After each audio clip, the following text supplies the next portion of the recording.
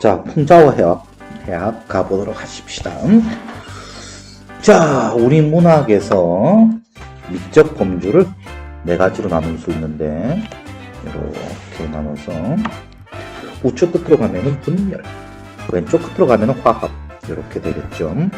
그리고 여기는 있어야 할 것, 있으면 좋겠다 이거죠. 있어야 할 것, 여기는 있는 것, 이렇게 되겠습니다. 자, 있어야 하는데 없어. 님이 있으면 좋겠는데 없어. 그러면 슬프죠. 슬플 때 생기는 거 비장미. 있어야 할 것을 없는데 끝까지 추구를 합니다. 순고민. 죽은 님을 끝까지 따르겠습니다. 숭고한 사랑. 순고민. 이렇게 되는 거죠. 자, 이건 현재 옆에 있습니다. 내가 아무리 가난하지만은 그 가난에 만족하고 살겠다. 화하죠. 그러면 우아미. 보통 자연치나 안분치죠. 이렇게 나오죠. 있는 것을 우스꽝스럽게 만들어서 분열을 해버렸죠. 이거를 골겜이라고 하죠. 자, 이렇게 있는 것을 우스꽝스럽게 만들어서 분열을 해버리는 것을 골겜이라고 하는데, 이 골겜은 다시 두 가지로 분류가 됩니다. 대상의 연민의 정서를 가지고 대상하고 같은 입장에서 불쌍하게 생각하면서 웃음거리로 만드는 것은 해학. 대상에 대해서 비판의 정신, 찌를 자자를 씁니다. 풍자, 웃음 속에서 찔러버리죠. 비판 정신을 담고 있는 거죠. 자, 우리가 오늘 배워야 될 게 이 골겜 풍자와 해학입니다. 풍자 해학의 위치가 어디냐? 여기에 존재하고 있는 겁니다. 자, 그러면 우리 한번 가봅시다. 자, 풍자, 찌를 자자랬죠. 자객할 때 쓰는 자자입니다. 결점을 가진 대상이나 사항을 비웃고 비판하는 표현 방법, 비판이죠. 웃음 속에 비판 정신이 들어있습니다. 대개 사회적 결함이나 악덕, 부조리 등을 꼬집어 바로잡는 것을 목적으로 하죠. 냉소, 조롱, 익살, 야유, 희화화, 웃음거리로 만드는 거죠. 인물을. 역설법, 반어법, 과장, 축소, 언어유희 등과 같은 다양한 기법들을 통해서 이런 거를 추구한답니다. 대표적인 거 우리 한번 봅시다. 박지원의 양반전. 군수는 곧장 관하로 돌아가 고을에 사는 양반과 농사꾼, 공장, 장사꾼 등을 불러 모았다.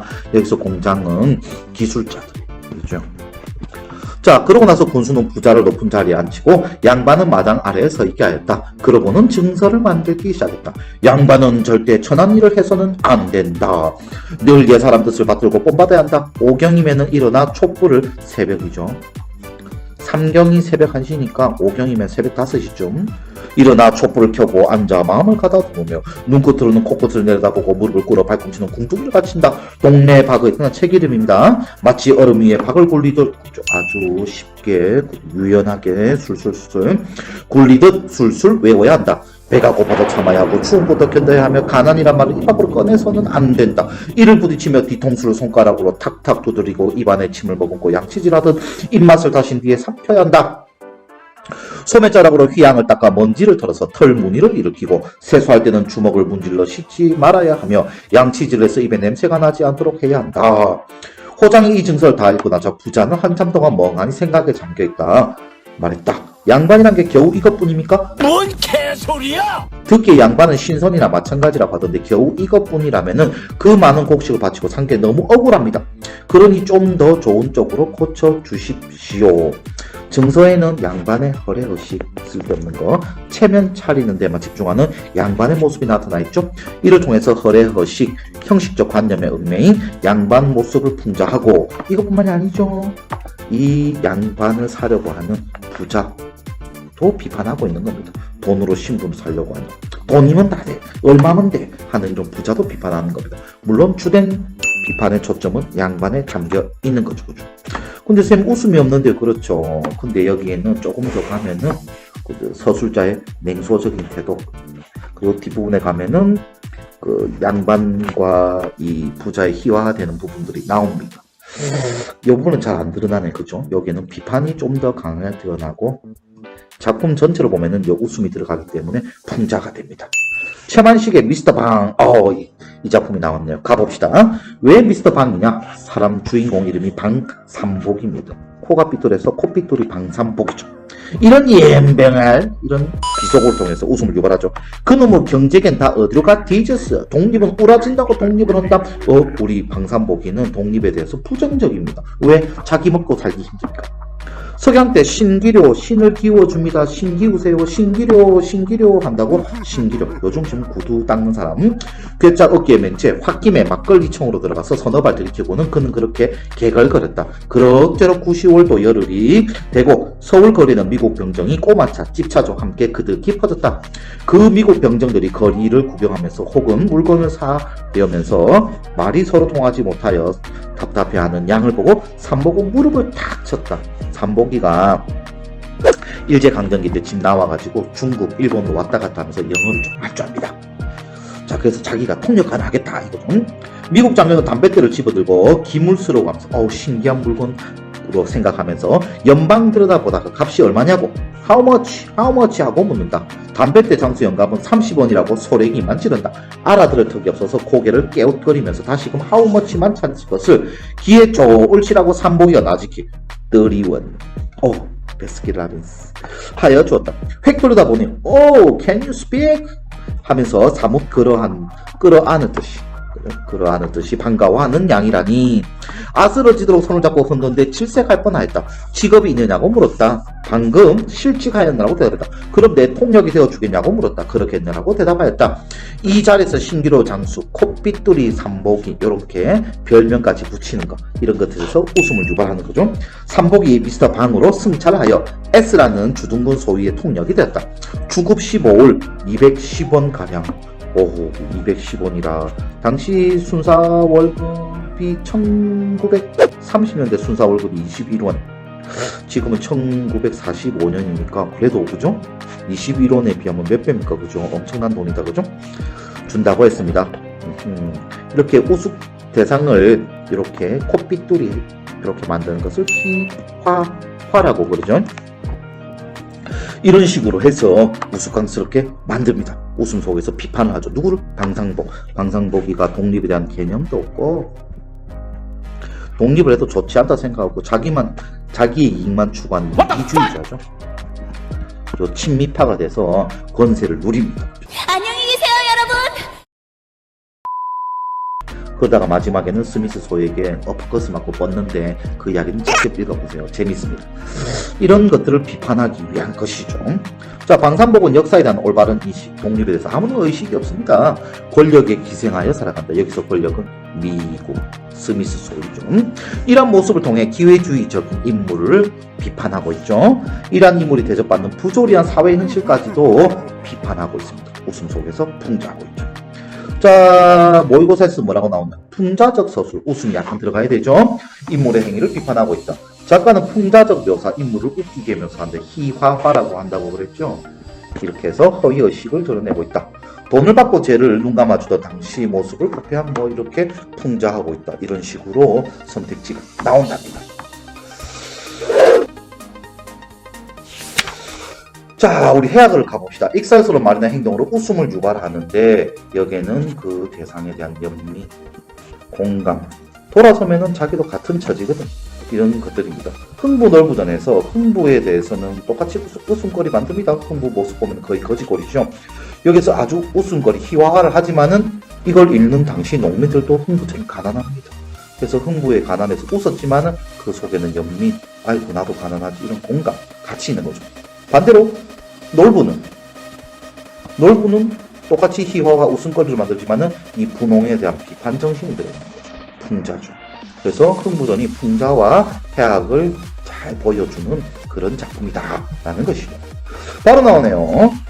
언어유희, 희화화 이런 것들 가지고 재미갑니다.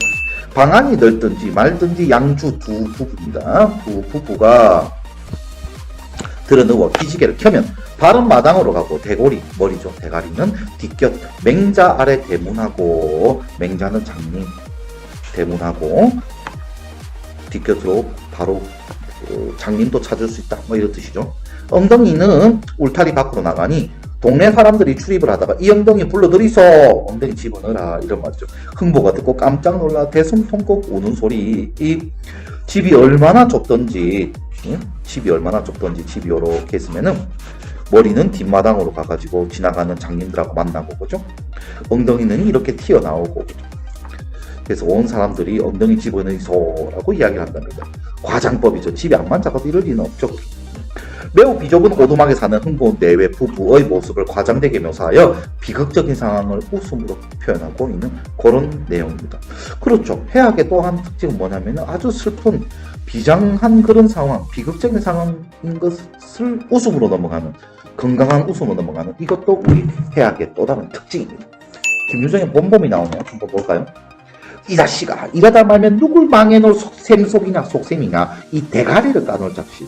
이 대사를 하는 사람이 장인어른입니다. 장인어른이 누구? 사위한테. 비정상적이죠. 사위는 백년손님인데 어느 장인이 그죠? 사위한테 이 대가리를 까놓을 자식, 이렇게 욕을 하겠습니까? 그죠? 여기서 벌써 웃음이 묻어나죠. 우리 장인님은 약이 오르면 이렇게 손버릇이 아주 못됐다. 또 사위에게 이 자식 저 자식 하는 이놈의 장인님 이놈이라고 그죠? 낮춰놓고 또 장인님이라고 높이고 있습니다. 말 자체가 조금 안 되죠. 그죠? 요런 기법들을 써가지고 뭘 합니까? 웃음을 유발하고 있죠. 욕하고 존칭을 한꺼번에 쓰고 있죠. 오죽해야 우리 동네에서 누구를 물러나고 그에게 욕을 안 먹은 사람은 명이 자르다고 합니다. 욕 안 먹은 사람이 없다는 거죠. 욕 안 먹으면 명이 짧다는 거죠. 조그만 아이들까지도 그를 돌아서 놓고 욕필이, 본명이 봉필인데 봉자 빼고 욕을 넣어가지고 욕필이, 입만 열면 욕이 나오는 필이라고 욕필이래. 욕필이 하고 손가락을 할 만침 두루 인심을 잃었다. 이런 거, 이런 비속어 쓰는 거, 비속어와 존칭을 함께 쓰는 거, 그리고 이런 언어 유희, 이런 거 같이 써가지고 비속어 쓰는 거, 비속어와 존칭 표현 함께 쓰는 거, 언어적 모순, 그리고 욕필이와 같은 언어 유희, 이런 것들 통해서 해악성을 유발하고 있습니다. 재밌죠? 이거를 낮췄다가 높이고 높였다가 낮추는 이런 표현 기법 이름이 있는데 지금 기억이 안 나네요. 자, 김용준 두꺼비 연적 산 이야기. 자, 황갈색으로 검누른 유약을 내려 씌운 두꺼비 연적인데, 연적 붓고 씻을 때 물을 담는 그릇이죠. 연적으로는 희한한 놈이다. 40~50년 만든 사기 그릇으로 흔히 부엌에서는 고추장, 간장, 기름 항아를 쓰는 그릇 중에 이따위로 검누른 유약을 바른 사기 그릇을 보았을 뿐, 연적인데 하얀 유약이 아니고 이런 누르스름한 유약을 바른 거는 초대면이다. 처음 본다. 자, 이제 대상을 묘사합니다. 해학적인 묘사가 들어갈 겁니다. 두꺼비로 치고 만든 모양이나 완전한 두꺼비도 아니요. 또 개구리는 물론 아니다. 툭 튀어온 눈깔과 떡 버티고 앉은 사지며 아무런 굴곡이 없는 몸뚱어리, 그리고 그 입은 바보처럼 해하는 표정으로 벌린 데다가 입속에는 파리도 아니요 벌레도 아닌 무엇인지 알지 못할 구멍이 뚫린 물건이 물렸다.